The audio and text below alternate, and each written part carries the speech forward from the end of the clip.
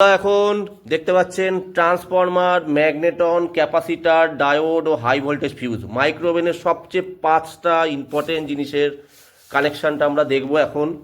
এখানে দেখতে পাচ্ছি আমরা প্রথমে ট্রান্সফরমারের ইনপুট লাইন। এই ভিডিওটা ধরো দেখো মাস্টার। হ্যাঁ, প্রথমে আমরা কি করছি, ট্রান্সফরমারের যে ইনপুট লাইন, এই ইনপুট লাইনটা দেখাও। এই ইনপুট লাইন এখানে নিউট্রাল ফেজ যাবে এবং তারপরে ট্রান্সফরমারের এই লাইনটা চলে যাবে আমাদের ম্যাগনেটনে। আর এবার অপোজিট সাইড দিয়ে যেখান থেকে আমার হাই ভোল্টেজ কানেকশন যেটা বেরোচ্ছে, হাই ভোল্টেজ সাইড হচ্ছে এইটা।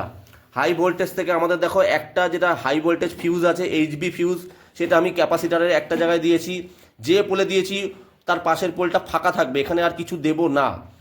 এবার ট্রান্সফরমার ওই ক্যাপাসিটারের এখানে যে আরেকটা পোল আছে, এখানে দুটো সাইড আছে, দুটো পিন আছে।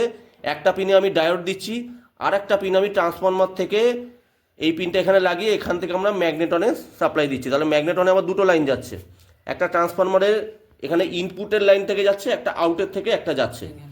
আর ক্যাপাসিটারের আউট থেকে যেখানে যাবে সেইখানে আমরা একটা ডায়োড লাগিয়ে দেবো।